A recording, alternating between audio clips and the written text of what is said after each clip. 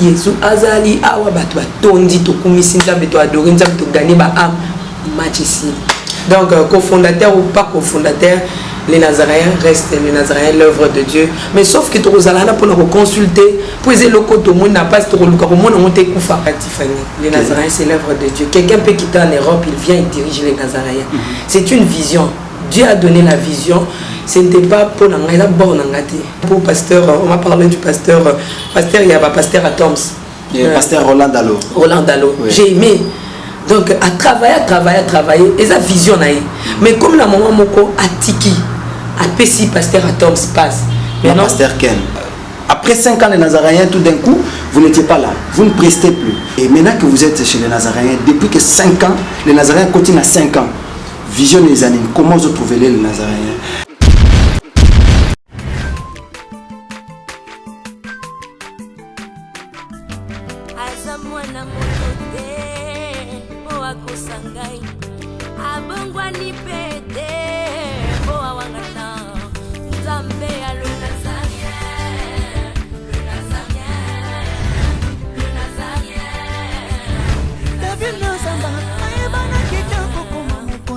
Dans la émission est belé, dans l'andara pour ça, donc félicitations.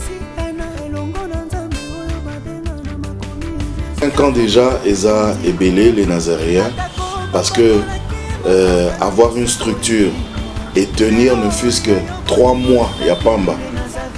Eza li pendant moi en bâté. Moi, ce que je vous demanderais, enfin, ce que je souhaiterais, Eza que Bokele Lissous. Maman Tiffany, chapeau bas. Je sais que c'est dur, mais continue.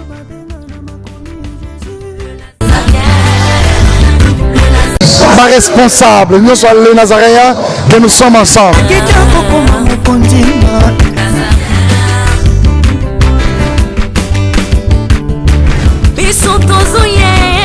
Quoi de plus digne, comme je l'ai toujours dit, d'un vrai citoyen que de donner le meilleur de lui. Très cher fidèle internaute, mesdames, mesdemoiselles et messieurs, je pense que vous êtes plus de 80 millions, vous nous suivez à travers le monde via nos antennes, les Nazaréens TV.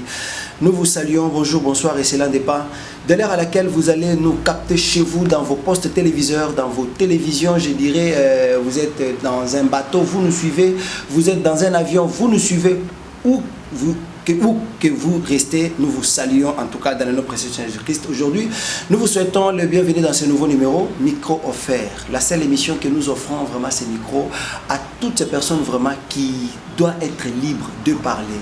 Tu dois t'exprimer étant que créature de Jésus-Christ. Mais avant que nous vous présentons vraiment ces magazines, prière quand même de faire un petit tour dans la régie et on se retrouve tout juste après avec mon invité du jour. Je dirais notre invité ou sinon, au travers de ces micros, je ne serai plus jamais seul, mais avec Maman Mariam, nous allons vraiment vous présenter vraiment ces magazines à l'unité de l'esprit. C'est parti avec Alain Kakala et Yves Bolofa.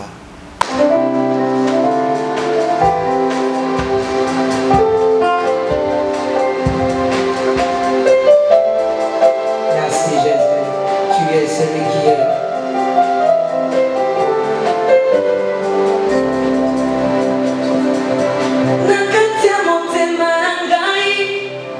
Nakanisi solo bolam na yo Yesu Omala makanisi nangai na bomba solo bolam no Yesu Yamona yelelo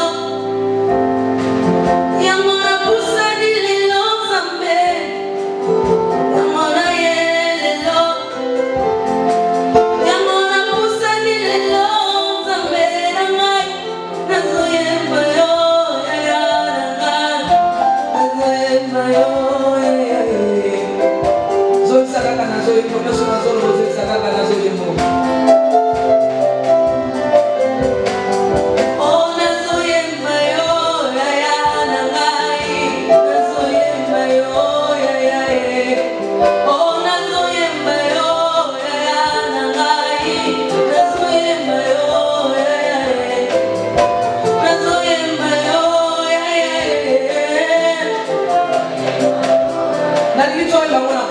La prière, amen, amen.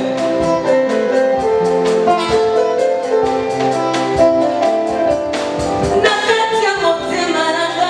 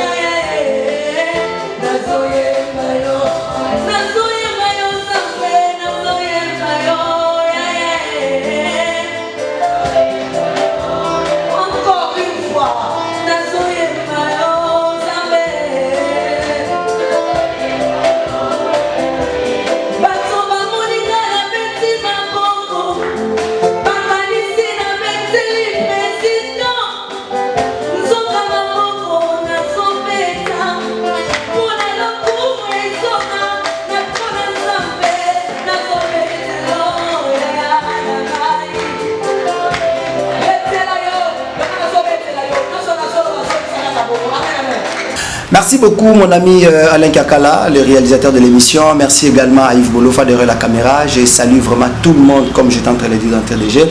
Je disais que je ne suis pas seul sur ces micros, en tout cas avec Maman Mariam Piamé, souvent Nazalaka invité nae. Donc tout ça là, bon maintenant aujourd'hui c'est vice versa. Vous allez me poser la question, mais pourquoi aujourd'hui Larsen Moulin fils à papa ensemble avec Maman Mariam Ska Eneti Aïna Aïe au Chapoa.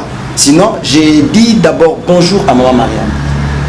Bonjour Larsen Mouloua Ibenda, fils à papa. Oh, toujours au style africain.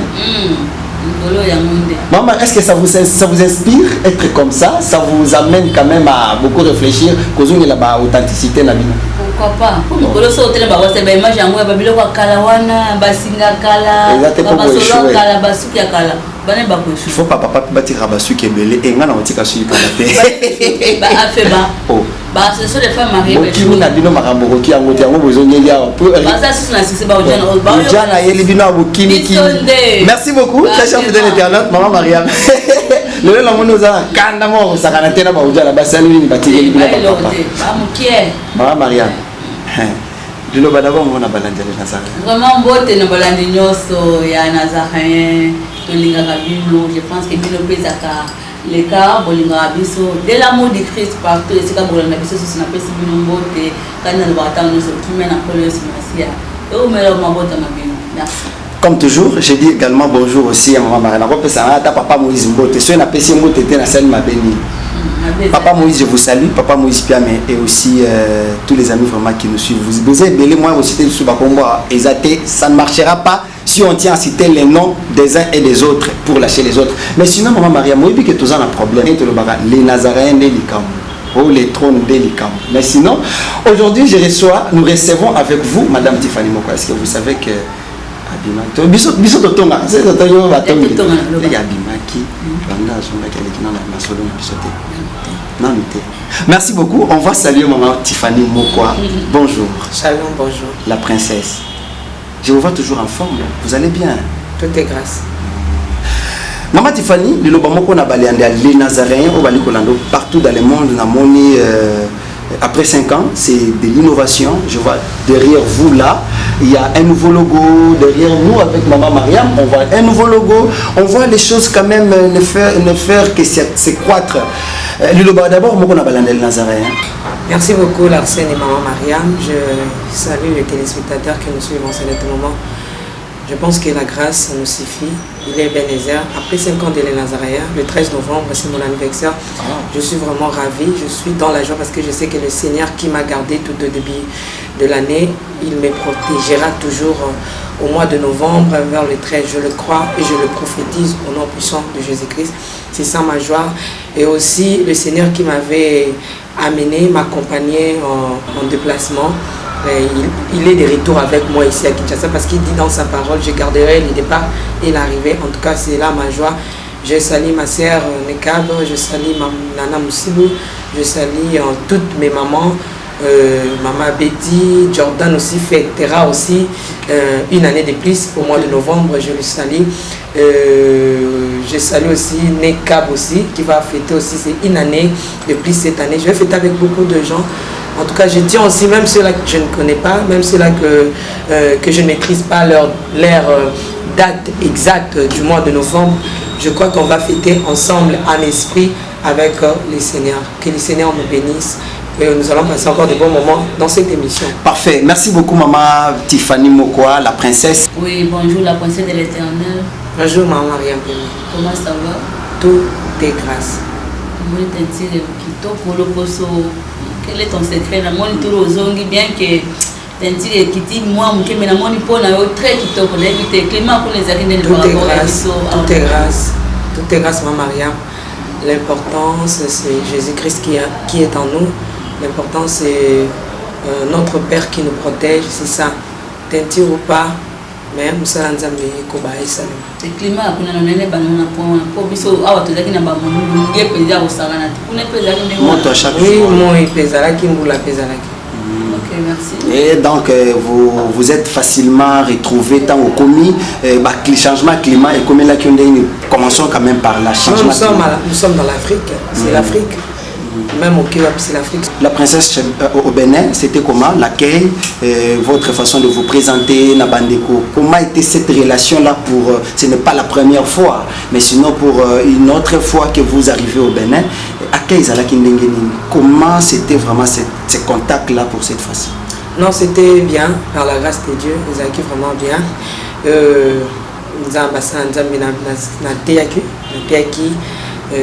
Parce que je fais des semaines. Ah, comme toujours?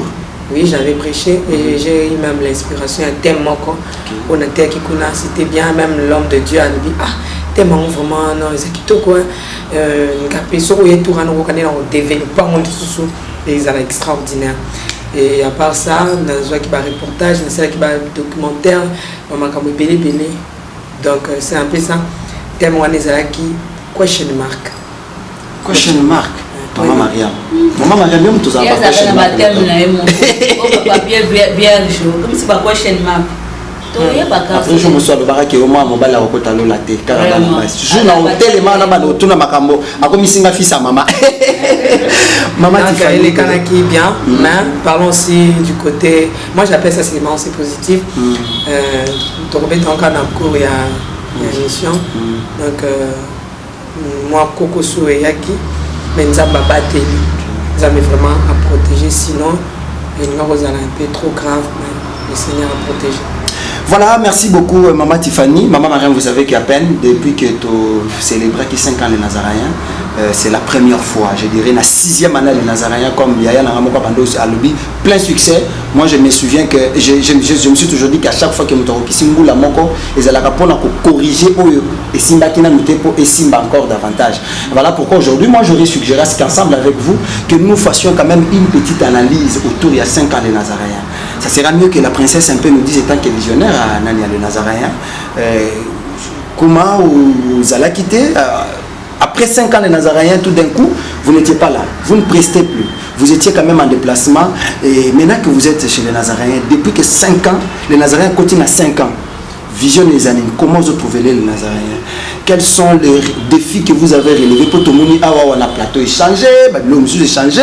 Yomoro d'abord, Colo Vision, dans décor et salémi, mais Yomoro au salut ouverture dans côté. C'est quoi la stratégie?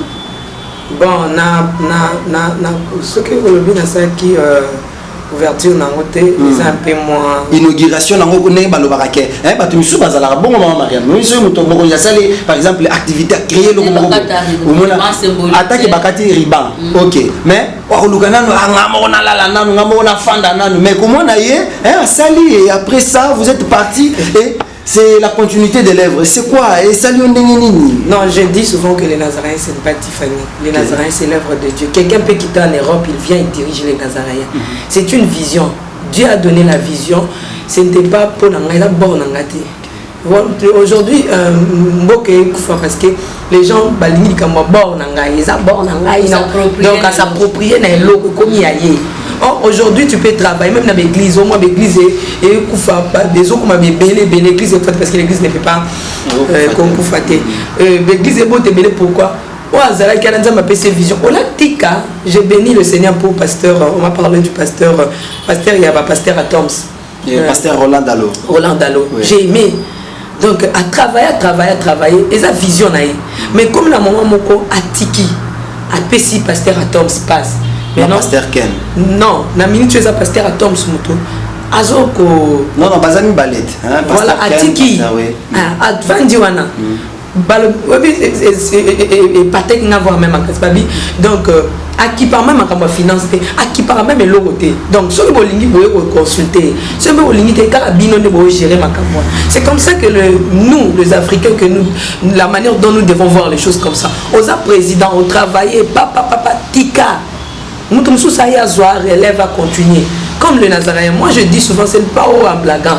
Même la police, les Nazaréens, ils ont été. Ils ont été locaux, ils ont été nassés. Toye na mona nguyanzambe na commission onante. Place na tiki. Élysée pas koya. Aïe, ceux qui placent dans la l'école qui n'a pas bêta. manto et pas c'est qui sabato yo peut même les Nazaréens qui est nango mais sauf que tu rozalana pour nous consulter poser le côté monde n'a pas to luka ko mona monte kufa bisika on to même manga ko kate toye non sala boy place c'est les Nazaréens qui memi yango mais je crois de tout cœur que bateau bozana ngai meli déjà vision bisika oyo na je pense que bon nzamba ko sunga bino ekende les Nazaréens ce n'est pas la certificat vraiment un peu na bandeko ba wala biso to longolo ko na muta ko ute Europe na manière na mone la makambo mutako utape musika mboka ye alobina na Mama Maria mazaki téléspectateur les Nazaréens mais aujourd'hui Mama Maria c'est elle l'assistante ya les Nazaréens na ko kiposate atikali musu pa ko ya donc vous allez répéter l'expérience les Nazaréens na ngape na maman Nathalie Moussibou maman Tiffany batantine ekap ndenge moko voilà donc Nathalie Moussibou pa ko ya alobina maman Tiffany tozelo awa je salue même papa Yves na maman Claudine aux États-Unis maman Tiffany les Nazaréens faut to représentant les nabi papa ya bino déjà les Nazaréens tikali déjà combo donc ça les gars le bien-être universel c'est universel c'est même pas pour moi etikali ngasko na ko lukande na kende na musique na zonga na maman Mariam en tout cas ma musique pardon moi épargner ngai na plateau ma musique yo moko beta poser na poser question comment dit ma question tendancieuse ngamo na pour la big manager maman Tiffany na ebi que question ekozonga aussi longtemps que nous parlons vraiment à 5 ans na ebi que question ekozonga kaka to lo belango na ngana tuna mona kokupo mikolo na za mi kampe ko sondeka moi sondage bon qu'est-ce que na za za peine cofondateur problème monsieur à la ONG Asbel biso ba cofondateur au moins atteint ba parti politique et bimi boy monde après 10 ans ceux qui ata ba église ceux qui le connaît fongo mi komi monene komi non biso ba fo ba naza pe cofondateur j'ai fait partie tout le monde atteint ba équipe par cofondateur à suspendre fondateur oh maman ya on a lingina ye ba kaka wa déjà tout sila na biso ka awa pour 5 ans et le remoquete non ceux qui te comment parler na rablo ko ane comme tous en intérêt moko devant derrière l'œuvre de Dieu l'intérêt c'est les âmes cofondateur ou cofondateur et Talin Zambé. Merci beaucoup maman Tiffany. Même ato kangi les Nazaréens nga na ochaka mbunda awa. Tiki Yesu azali awa batu batondi to kumisi Nzambe to adorer Nzambe to gagner ba âme match ici. Donc cofondateur ou pas cofondateur, les Nazaréens restent les Nazaréens l'œuvre de Dieu. Fondateur numéro 1 c'est Jésus-Christ. Cofondateur Ezangaïo, Maman Mariam, Nathalie Moussibou, Maman Betty, Alain Kiakala, cofondateur pour tous ça les là fondateur. Merci beaucoup, c'est vraiment parfait Maman Mariam. Banda la princesse ça y est, ah ouais. Non, c'est comme si Maman Moko bima, naza bien été, c'est qu'on a aussi fait les lots. Bobetana moi ma solo en total en Maman Moko ezande. Et ya bonazana moi mituna ngai, mais ya bonno sona santé album le trône, l'invité. Regardez na lobaki. Ça na bana ba santé ba ozela parce que ba tout na simana yo tozo zela c'est à quand la sortie c'est à quand vous avez placé pour la repose ba dans un bien moment. Oui, le trône vraiment écoupement. Cette année linga te peut aller péter là pe makamna été. Makambo le trône penia na makamna été. Pokuna na kat na kuna kat. Kwa sababu c'est la ma. Ouais ça makam suma makam la satan. Faut ya okota mo peut aller. Oh non de Jésus to benganio. Ah il y a présent maramne botengi makambo mais le trône penia makamna été. Yemo pena mo na kombo na e bande tisuka ya makambo le trône etanga mina ngote. Moi que ya makambo Nzambe le trône ekobima bientôt. D'un niveau où je parlais avec Papa Dodo, déjà, Master ici, je pense l'agence, c'est ce qu'il m'a dit. Je crois bien, Papa Dodo, c'est un homme honnête, c'est un homme aussi qui se respecte. Je l'aime beaucoup, c'est mon papa. Et Maman Frida, je les salue aussi au nom de Jésus-Christ. Bientôt, Rosala déjà à Awa.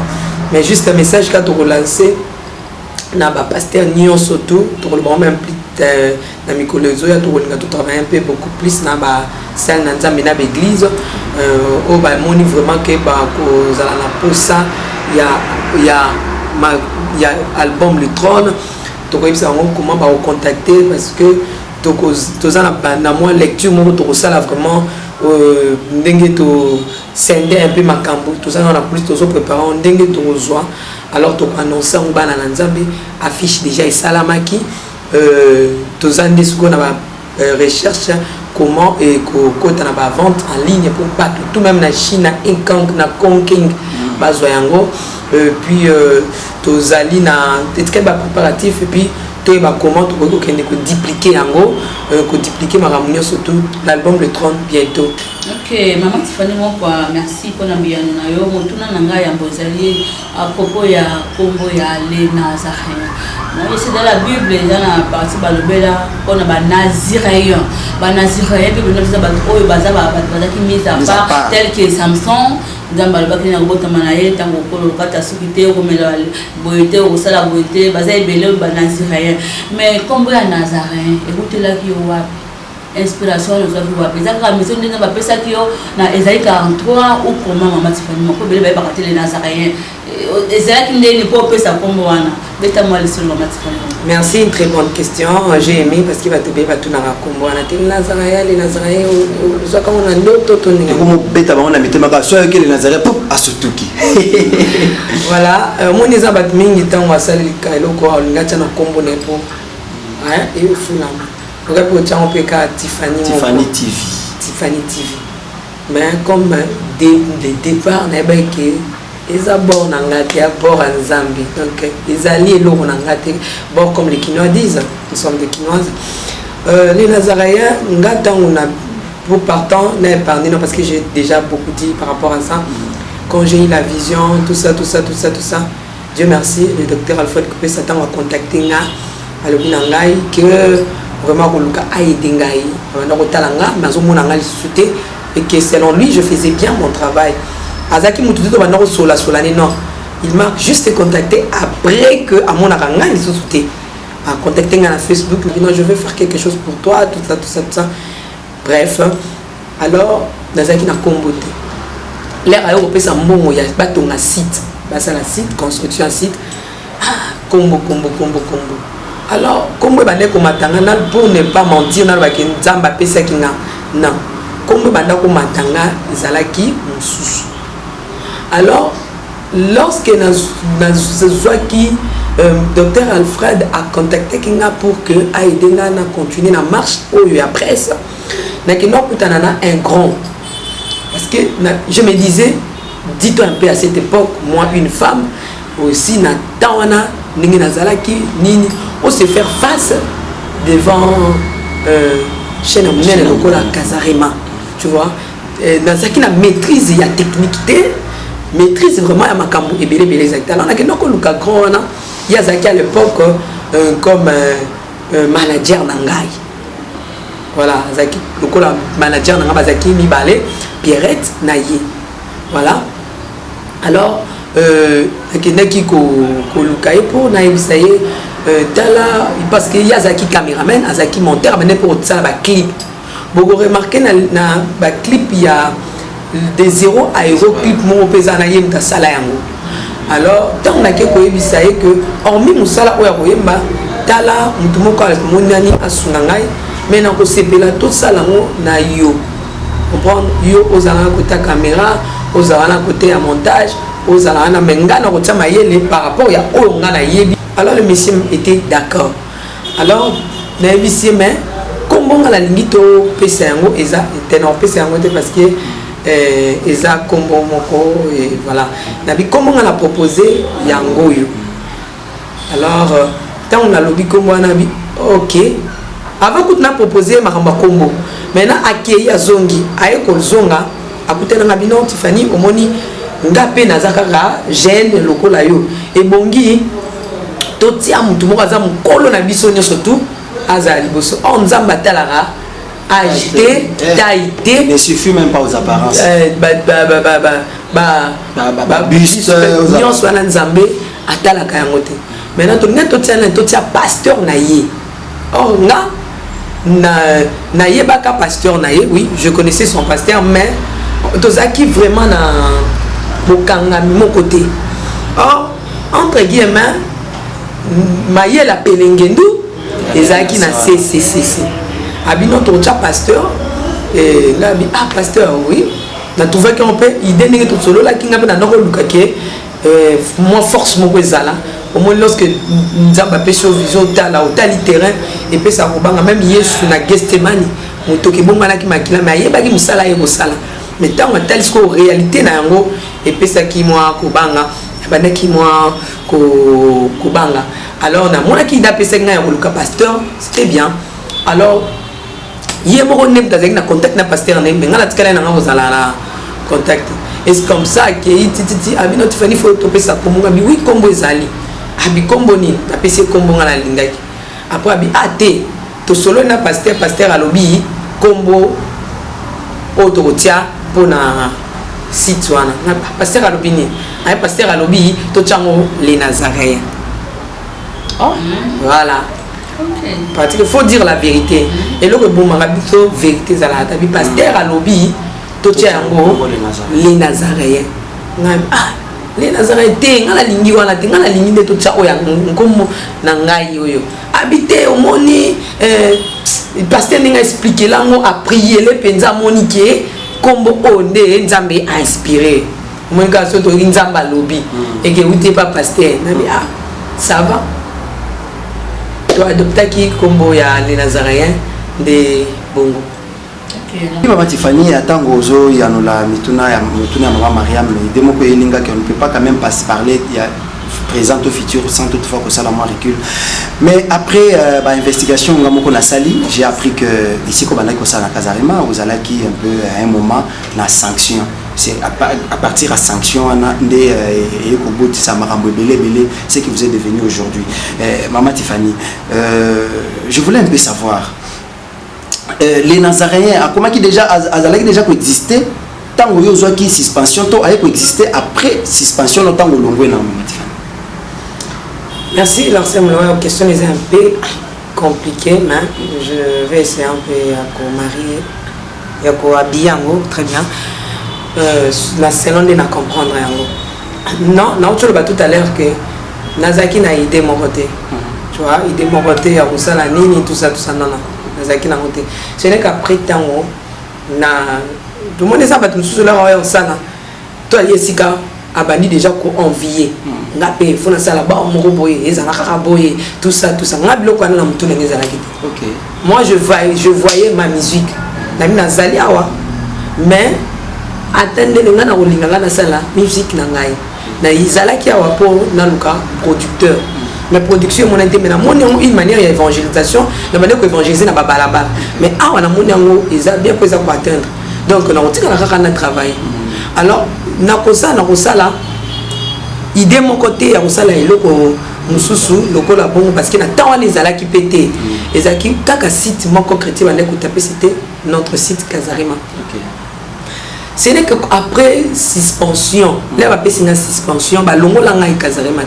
Je pense que c'est une interview parce que ça va nous tous parler bah longo la kai pas ça la qui boy non, là bah longo la ngai.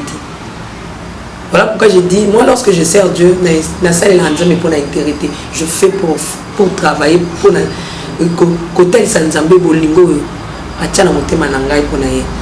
Ce n'est qu'après l'arsène molowai babenga ngai parce que suspension ils ont qui moi temps 3 semaines dans ça la suspension na bengi DG na mais DG parce que na komela qui na PDG na senge ba pardon PDG bon likamo pe na no mo na ngozala ki na pour la ngana yeba non c'est déjà passé la Bible nous dit ce qui est passé déjà passé. J'ai écrit à mon PDG, j'ai demandé pardon bon senga ki ba kota ba réunion tout ça Angola et Loba Kinshasa et Loba pour que nazonga parce que PDG a qui déterminé qui na kende. Voilà, c'est long, on va dire, il y a DG dans la Kinshasa. Alors, on a Siplia qui titi simité 3 semaines. Nazaka, nazaka na souci na zonga wana nazala. Alors, bon matin déjà benga le que non Tiffany en tout cas tout ça il faut on est sous aki muto zalate au Longwa. Mais Angola na Kinshasa pourquoi Angola parce que Pierrette où il y a l'accès ngai musala azaki nièce ya PDG nanga alors il y a bané ko siplier parce que azaki na Angola bazaki bangona ba maman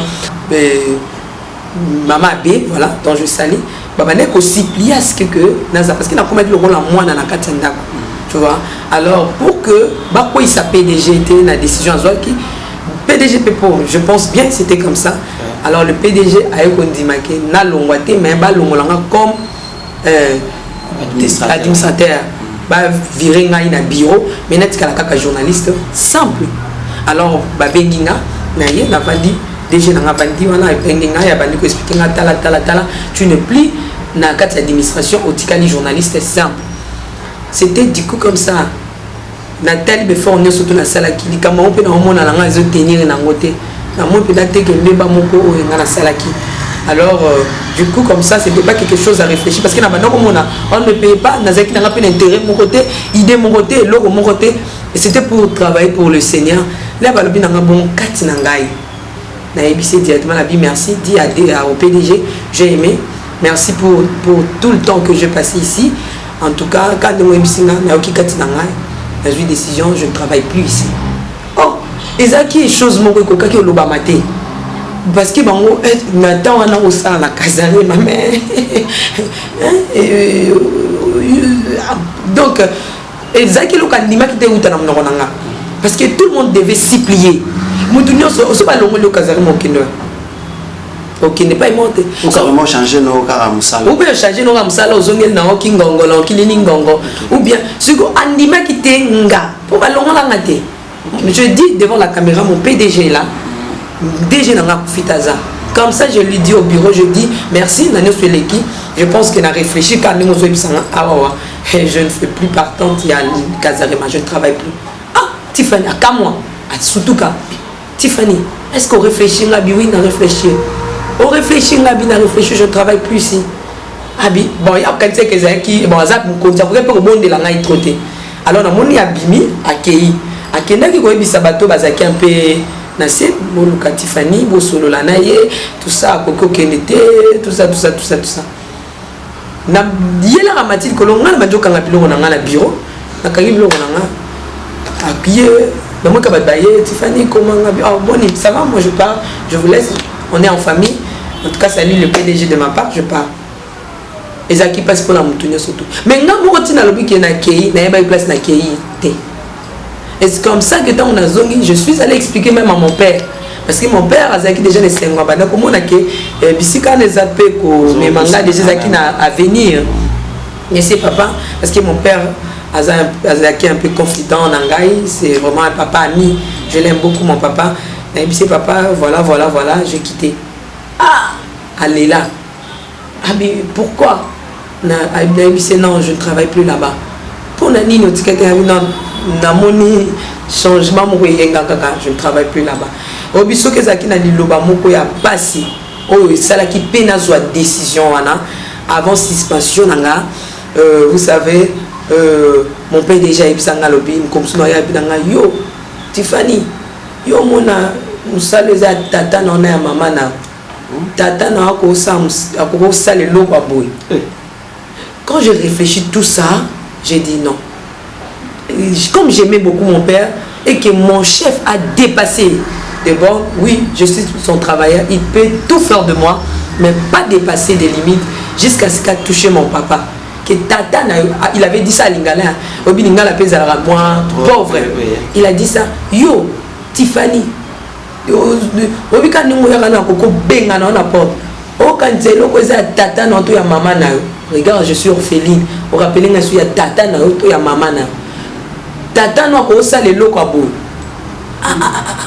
Ce qu'on a hier na singa ki ba pardon na zongi bo virenga lilobana déjà qui passe fait dans une ta consolation. Je réfléchis, j'ai dit non, je ne travaille plus par rapport au PA et loko beta ki na to ina na bi. Déjà il avait mis mon père dedans tout ça.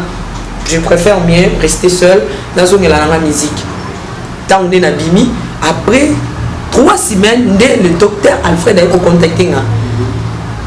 Tiffany, je ne te vois plus, pourquoi? J'ai dit non, je ne suis plus là-bas. Ah bien non, ça va, t'inquiète, Vanda, je vais faire quelque chose pour toi, pour la musique qui nous tait, mais pour est-ce que maman Tiffany, l'idée c'est qui était dans le cet acte tout choc et servir yo penza na vie, est-ce que ça vous a aidé quelque part? Oui, d'abord, l'homme ce n'est pas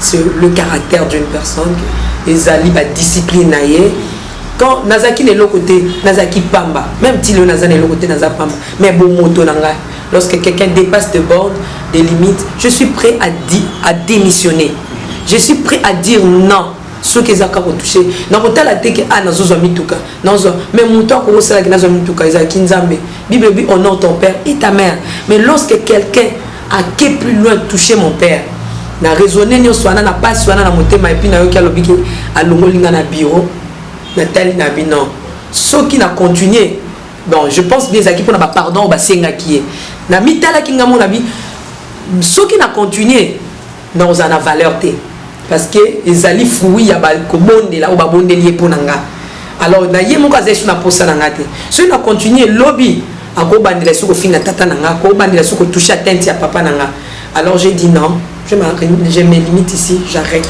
Bien que c'était arrivé comme ça, est-ce que l'ambiance est là qui est vraiment normale? Vous étiez très à l'aise avec, vous étiez deux filles selon ma investigation. Non, j'étais la seule. La seule fille. L'autre, c'était sa nièce, mais elle ne travaille pas avec nous, elle était en Angola. Elle était en Angola. Mais à Kinshasa, j'étais seule. C'était vraiment l'ambiance, seule fille, avec beaucoup de garçons. Là, je vois l'ingénieur Caleb, je vois M. Guy Lubamba, les DG que je salue. Vous étiez nombreux, mais seule fille, entourée de garçons.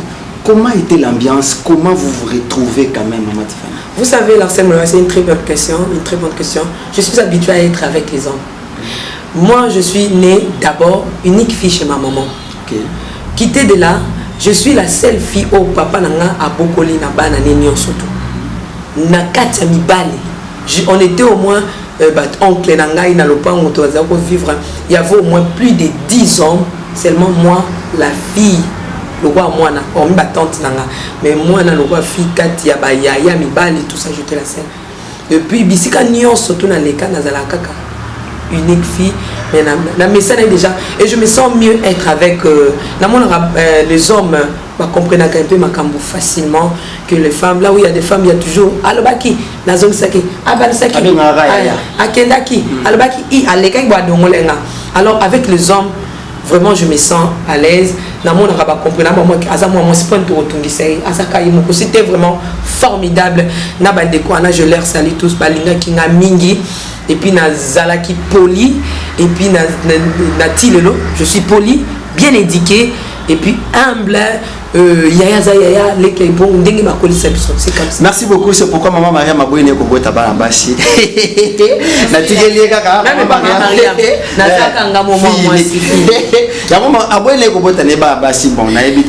Marcel Moulouaï. Maman Tiffany Moko, des sous-questions à mon tour en question elle bosse les abonnés tango bandi 0 année na les Nazaraya. Est-ce que ça qui sûr au contenir tête comme na 5 kalelo et na komanda nango bambishi nini okutana kinango ba kwa nini to pe mi pepe ni okutana kinango na komanda na les Nazaraya. Et puis deuxième question ezali boye ba feni na mene okutana nango na komanda les Nazaraya qui ne le ba grand témoignage nini au viva au sein du Nazaraya on a 0 année qui n'a 5 ans. Ah, des questions je pense que vous comprenez normalement. Ok, là le docteur Alfred a PC à Tindelingaï, ordinateur biloko. Vraiment, Azolandangaï, mon papa, là où il est, le pasteur Alfred. Naïbisa elo moko, soko ako raisonner ngolelo. Tu sais maman, batu bazalaka sur na bango moto pas on dit mais eloko ezakati na été. Natala déjà ba parcours natanga ba parcours na bisika nyonso na leka eloko moko te ezwa libongo tolo zéro. Alors le jour là lorsque tindenga matériel pour na bande mais c'est papa kanga date ya lelo ngasi na bosa na date pour na senga kenda kanga date na c'est papa kanga date ya lelo nazo ndima na mafuta o ezana mutunanga 2 ou 3 personnes bon tanga les Nazaréens. Alors la nangai Aseka abi Tiffany nous audacieuse hein vraiment gloire à Dieu non quoi qui est copié au Salima et c'était comme ça on a déclaré qui je même ngamo na bendenge au Salima la té mais nazala na rondima na ndimaka même bisika na monati c'est ça ce qui tokei na témoignage au frappant de 0 ya les Nazareti lelo Moi, tu connais, nous sommes satisfaits de la vie. Tu n'as qu'une embûche. Moi, je vais poser un aussi le mouka. Je vais poser chance. Il y a des simbatés. Nous avons pas la CP de la vie. Vraiment, au moins, maman Maria, ils ont encore moins sûr. Balongo la trompe. Nous n'avons pas ces chances. À bout. Ceux qui ont yo outi na fulu yo ozada malonga te ozatina te obando sale loko moko po yo ozaloka Tiffany ndeko ya te po omoneza ba musu ba eda bango mutu mususu abima po azwa en plein wana po fale a profiter na combo ya mutu moko a changer na poste non donc combo wana nde salié azala ba tout le batala a référence te a outa place bo ndezo salaye parce que ngana zaki na mutu wana te na famille na ngai mutu ata moko tasala kombo na uti na famille sans griffe sikoyo yo yo banda likambo kaka bongo bimi dinia nzoka ne ya na ngai yebana monde entier yene mtasala nga na yebana ya Yesu azwaki kombo na nga parce que tu sais maman Mariam moko musubo ketu na ba pasteur ngata ngona banda ko yemba na l'église à cette époque là je disais souvent na bike ngai maman Maria wana na koti même kazarimate ya nazo ke imba kana kana l'église bi yemba ko yembela kanzambe na banda ko loba bo afana bando yemba bien aimé alléluia amen en tout cas bible lobi je rendrai ton nom grand moyebi bala na nzambe kombo nanga ekomata avion avanga kombo nanga ekomata avion ekende na ba pays nyonso ngandi na koya kolanda kombo nanga na sima amen amen. Et c'est comme la déclaration que je faisais aujourd'hui. C'est pour dire que un chance qui est Tiffany peut avancer. Na invité ba de comme sous na miss eza na bat mususu le quoi ba Siméon. Ala ba miss mususu azo zela mona la moni alobi ke na koko ke pema pour mo bikisi ye mais yeso za ino bébé. Et après na bat mususu la batale ki ba moi no yo azo rassuré. Moi non, elle a de l'avenir. Elle peut mais na mona bangote mais d'une manière générale on a la santa ezaki na mutu moko tapisa ki chance wana qui est loko yo eko sala 1 mois 2 mois 3 misu baba eko ça 3 mois okanga pour ça na bilo otia donc c'est ça ce qui toye na je pense la satisfait maintenant ça va ngamo ko tuna ba question ko mo bima donc ngamo pe na satisfait te o question na ote na bila ba biloko yo bima toke maman voilà comme exemple en passant na ko ba mutu loko maman Annie na Bologne paix à son âme.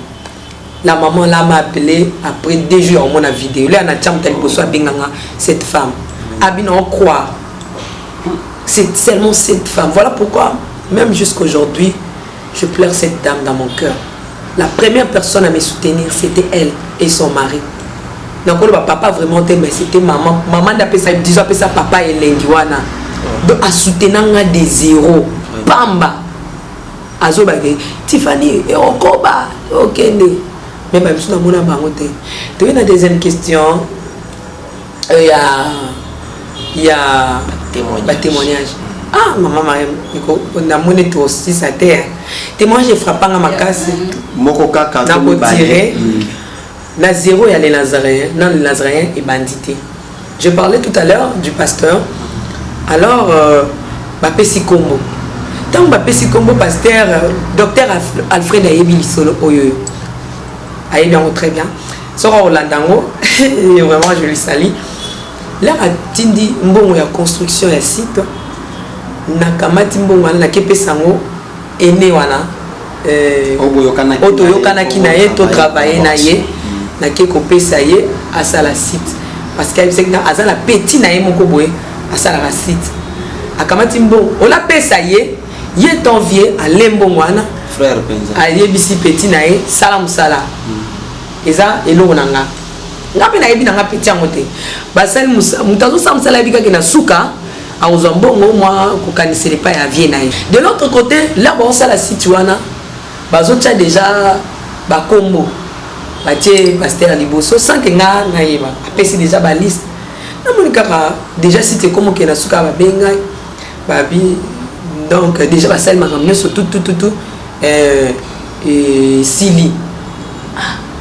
Nzoka nde ba kombo ezalaki kuna na site ya Nazaré ba ndoko construire kombo nanga ezalaki te. Donc une manière ya ko rouler ngai quoi si je peux dire qui nazala kaka présentatrice mais nazala donc nakati penza nakati ya ndaku te quoi la fondation. Donc bayebaki nini balinga basala nanga plus tard. Donc lokola nazana na osa émission bakako zwa bayela ngozala la boy après si mabalinga la msusu la viré ngai. Alors scolaire batindi matériel parce que mbongo ya kiboso matériel là na matériel maman Maria na ki non pas pasteur nanga même ko na longwaka bisika nazalaki na yebisa ki pe pasteur nangai a regretté qui makasi zonga na yebisa que non papa en tout cas je ne peux plus papa. Alors là na matériel papa regarde il y a un monsieur qui nous a béni tout ça tala bloka tinde ninga na l'axi pasteur nanga mais il y a des gens baloba makambo et belé au nom il y a moto atinde la kinga biloko wana tu vois nakina na l'axi pasteur ngambi il y a un pasteur en Europe à kabenga biloko pasteur assembly na jupe offrande nanga na pesi pasteur na bimina biloko na keko luka sikoyo le vieux na senga kié to collaborer. Alors tant on a quelque lukae na kuti sikoyo Dieu merci na kuti petit na wana oya baneko kutonga site ngana valise na ya biloko caméra ordinateur appareil à photo naza nango wana na valise quoi directement tozo solo la kati place à l'époque place donc écoute les agines église wana l'église à pasteur tozo solo la tout d'un coup na moni kaka vie wana na petit na ba telemi baki ba sololi vie azongi abenginga toki ono tifani balobi omoni mto tonga site ya petit wana mais alobi site déjà sili mais il faut ba kisambongo mbongo ebisanga kambongo donc après ça que tu comme mbongo alinga pese za onga na lingina bakisa ngabitenga za mbongo so bakisa te yo mo ebisi na ebisa que mutu na senga ki mutu apesi nga na sala place mutu te na ne lo mo te non so mbongo pese wa oh bon ça va bon ya quand c'est le cas poto mutazo tinda ke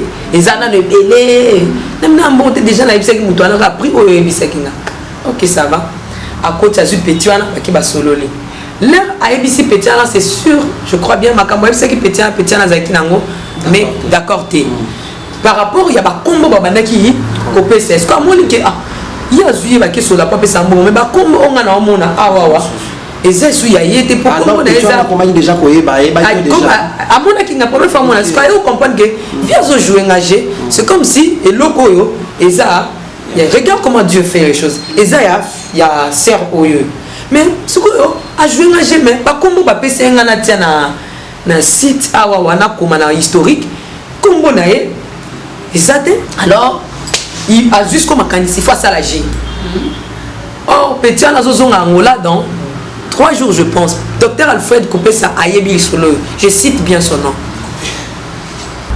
Alors garçon là atani na balise c'est tout amoni ke comme la ngai ezateni to tanga ngwana mais amoni bazo telemisa ngai. Regarde comment Dieu fait ces choses. Ici dans la vision, il va donner aussi la provision. Petit détail à cette époque, à ce temps-là, na niwana, petit détail, et le côté, ma papa balagom sans ses accoutes. Nana obunde la yo. Alors, ce garçon a celle ce que j'ai. Abino c'était déjà Sili tout ça même parce que ngala zaki na poser le roi zo mais c'était Sina. Et c'est que ce que vie wana apesa ngai ba code. Ce garçon a beau pesa ba code. Olem taki na boy ayesu ko bisinga albi to so abi bon. Je pense ba c'est ce qu'on a dans un journaliste abima ba biloko yo ba pesanga ba valise wana matériel ba pesa ye pour que y a kende ko parce que ordinateur oiseau ça la site ça yete et puis ameka atteint déjà ba image ameka non des sites ezo au simba ba pesa ba bloka mama nga na yebi kaka vie wana na kamati matériel valise wana mobimba na PC na ordinateur ndenge ya kana sachet na tout na kati ya valise na PC nzoka nde le vieux na ye wana yebi place ya vana aya kaka na centre na ye basolo la kawana kaka tout ça ça place avant d'arrêter ngape na yebi kaka vie wana na yebi na place nayebi nanga garçon na première fois namona ye yango wana bazwi na là tout totelema via conscientiser nga bino omoni Tiffany totie déjà makambo tout nde tolobaki vie liboso makambo tout déjà ezaleli bongo yo zalaka calme bakodi tozwa na biso tozwa bakodi wana tika ke nous sommes ça la 6 apesa ba matériel na à 6 mama okenda tomata mutuka moko na garçon wana c'est vraiment un témoignage qui a épaté dans les Nazaréens tomata mutuka moko na garçon wana jeune garçon wana tozo ya na à ce temps là Nazaréen ko vanda na lemba terminus ya zo vanda na yolo comment na yeba ki kavanda na yolo là tozo solo la skona mutuka là tobeta mutuka solo ndai singa yo kita wapi ngami ngana kita na super mba biso utaka masina et super et kiti bato koti kianza ezu université tiekende yolo voilà ngami na kita na super to koma na super singa ngana vanda na capella 1 na vanda na capella 1 wana capella 1 za munene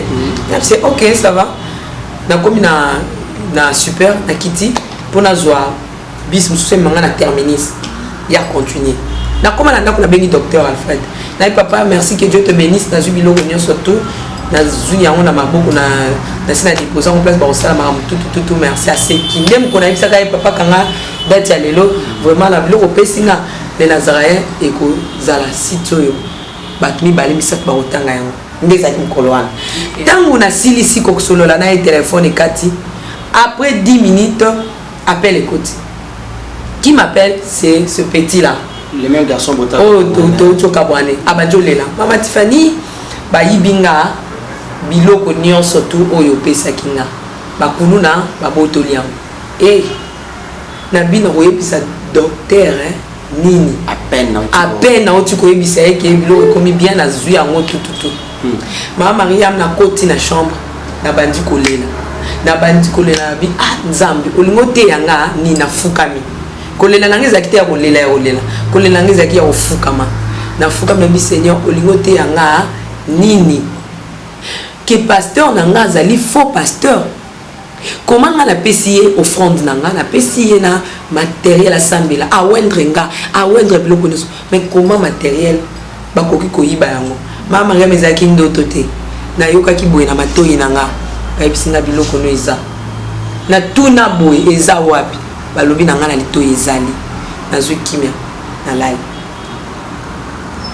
et comme na tongo mama na mo neti bazo commander nga na télécommande lamuka na mweka fortement zunga na lamuki na ke na sokoli na ye na lati na simbi nzela na bengi papa na biso na petit frère alandinga ils sont vivants na biso on ba ibenga matériel papa bi mwana nga makambo kaka na ye mo bana bota bana maintenant na mona makambo elanda lo wa ndenge elanda ka abi o pesi mutu biloko confiance avant na papa na bina yebite avant na capella amnene boke ko papa na yebite na zui wana kutu idée zate ke na zongela regarde comment Dieu fait les choses idée zate na zongela vient na biso bali wana na ye na komi na capella na telemi na station après quelques minutes mon père aye a telemi na petit frère nanga baba ndikolo balanga yo vraiment on peut ça rabattre nos confiance on liko kolinga batu tout ça c'est pas bien na ebisaka yo ezama ando peut ça conseil kra zo rappelinga biloko ebisaka ngai et que ko kanga makana batu mingo lingi ko mutu nyoso tuka ko komisa na famille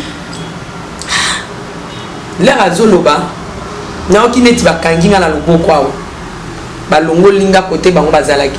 Vous savez, si Dieu veut te parler, alinga traiter nos makambo sérieux en traitant on a publicité. Voilà pourquoi un enfant de Dieu doit avoir le temps de sécrer lui et son Dieu.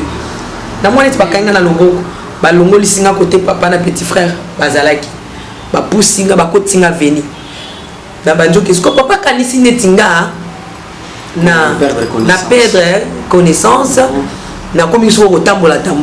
Oh moi je sentais comme si bakanginga yao na komi na coin ya avenue na moni neti ba stop hein disons neti ba telemi singa na telemi alors avenue mo zalaki un peu na ba accès belé Bah mon papa le binon, ami le belabi, c'est comme ça perdre. To landaye malembe malembe. To ya parfois malobana le bélier, to calmer un peu. Bazou ya ina petit frère. Nga place na tema na pesi mkongo na moni muto abimi na boye. Papa ngo azali papa na biso va fonctionnaire wana abimi aibisingai bonjour ma fille. Naolia bakiti na ba mesa. Ah. Atanya ukondoko. Namona yo. Nachayo na mwamba. La minute on a 4 pena katikata saga fufu. Oui. Allô est-ce que tu bonjour. Boni. Et l'autre côté, et puis qu'il y a mon bureau on travaille tes micros. Donc dès que ça on a eu galère na niveau 0. Tout ça la boy. Moi il naza mbongo vraiment mingité. Mais nazo tchela bino moi mukio naza nango na agence moko boy Nazareta. Sarita qui dit sérieux. Oh. Maman, comment est bon donc yo pe ça au fouti mbongo pour partir à poto biso to ya to jibilo. Na bengi ya Scotty. Agence moi ifongami comme nango Nazareta. Na kufie. Agence lisusu. Ndeke sansu mulongo kuna. Pour cela susu. Kuna eza mamba mulongo te. Ye si afuti mbongo kuna partir à poto biso tozo ke ko récupérer biloko oli. Ah tika boyeko. Yiso mona makamba bongo na monte. Bat papa si mbongo kuna biloko récupérer biloko oli na agence. Ezalaka. Mais yango ibandi. Maman. Leki nanga yebisi ngai mena ndimite. Na lingi na mona ki mona beso. Poli kamba boye. Na monde na ne salamate. Maman yebisa ngai. Ba pesi mbongo kuna biso to récupérer biloko kolia awa. Ya solo boutique Nazareta ezali boutique où ezali à distribution ya ba produits alimentaires. Ah! Na sali poto sunga bandeko oyo même ba oyo bazana na peu de ressources. Comme la boîte bandeko on bazana niveau Kinshasa même avec un petit rien. Donc à partir à $10, $15. Donc si vous avez un bon côté, nous devons nous apporter au sungayo à ozuga biloko kolia. Eh maman Nazareta nzamba pambola ya bakise mikole belé awa na sena mokili. Et bongo awa tozawa poto yeba adresse awa. La boutique Nazareta est ici à Kobungate, toza sur avenue Monkoto numéro 1, direction Elengesa. Face à face na église catholique Saint-Vincent. Ah, direction Elengesa, Monkoto numéro 1, à face à l'église catholique Saint-Vincent. Ah, Saint-Vincent d'école. Bon numéro de téléphone, vous avez monté déjà vous avez nango, on a 3 numéros pour Paris, vous avez un numéro pour la Suisse, vous avez un numéro pour la Suisse. Ah! Non. Nazareta. Nous allons la Congo Sili. Julia, ngana kangisa kia fufu. Ya modé, yo bandika na fufu. Oui, pour la Nazareta, tu as un système en bimbi, dans Bongo Shingom. Bon, ok. Vous allez Silio. Sarita qui dit sérieux. Aza mwana moto te po akosangai abongwani pete po awangana Nzambe ya le Nazarien, le Nazarien. David Nzamba ayebana kitoko koma mokondima atako babakolaki mafuta na mosakolima lelo yayo bolingo ebakeli le Nazarien lipamboli oyo emonanaka te mpeni mama kantelobi kolapie mapapu masopi